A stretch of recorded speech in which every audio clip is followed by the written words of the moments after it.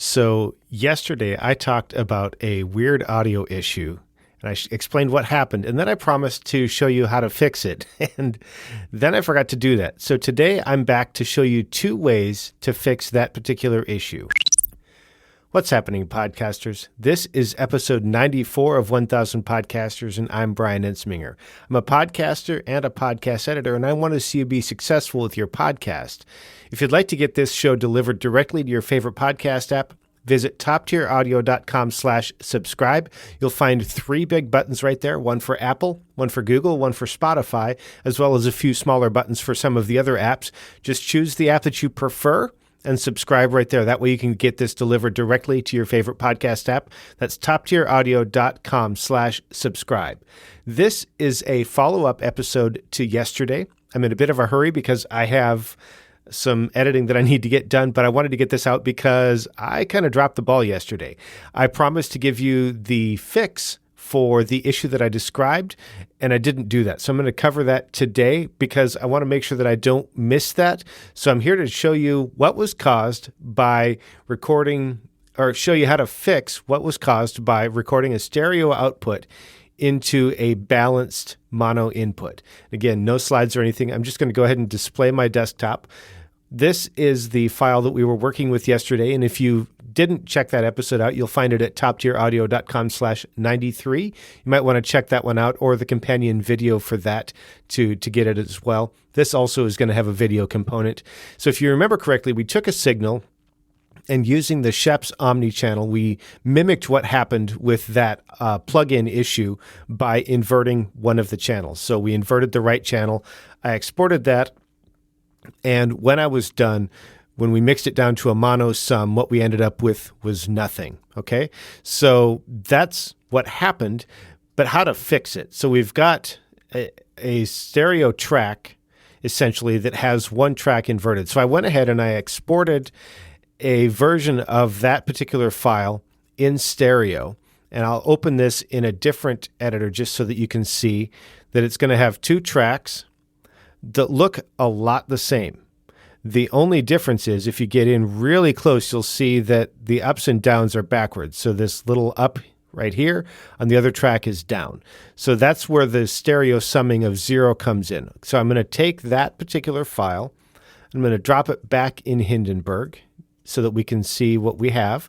And if we were looking at this in a standard waveform editor, either in Hindenburg or some other program, we would see that it looks like everything is there. And we would wonder, okay, why can't people hear anything? So we've got this track, and I'll just play a little bit of it. If you're listening on a single speaker, you might hear a bit of silence. So I just want to hear what it sounds like, because it does sound a little bit weird. It's going to sound kind of like it's coming primarily from one side or the other. So this is just a small sample. Okay, so that's what we have. So 2 ways to fix it. And I'll go ahead and export and then show you what we can do. So the first one is, knowing what we know about this, we can use something to invert one of those channels. So I'm going to reopen the Schoeps Omni channel, and what I'm going to do is invert the right channel. It doesn't really matter that much which one we invert. We just need to invert one so that we're not missing that signal. And I'll go ahead and hit play. Which would a woodchuck chuck? If a woodchuck... So if you're listening in headphones, it should sound like that came dead center because we inverted that. When I export that as a mono file, I'm going to name that mono 2, and I'm going to export it as a mono file. When I bring that back in, we will see that we have exactly the signal we expected. Okay, so that's one way that we can do it. The other way, let me see if I can delete that. There we go. The other way that we could approach it, if we didn't want to invert one channel, is we could split that stereo track into 2 tracks and then just delete one. Most audio editors are going to have that capability. Hindenburg certainly does. It's got a tool up here called Split Stereo. It will split that into 2 tracks, and then we would just delete one of those. We have a single mono track. We are good to go.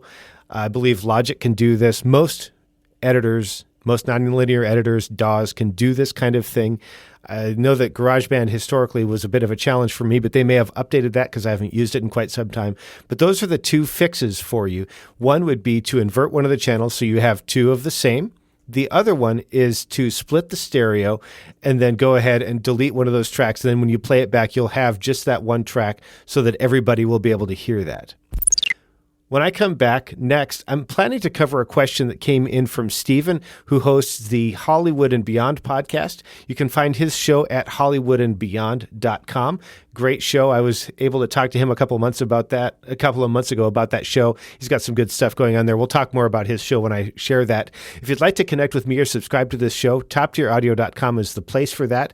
That's also where, if you're interested in seeing a particular topic covered, you can suggest that topic. You can send in an audio question. You can subscribe to this show. You can talk to me about editing your show or perhaps set up a consultation. All of that is at toptieraudio.com. The notes for this particular episode are at toptieraudio.com/94. If you're listening in your podcast app and you want to find the video, that's where you're going to find the video linked up. If you're watching the video and you want to take it to go, toptieraudio.com/94 is the place for all of that. Thanks so much for listening and watching. Now go out there and make a great podcast.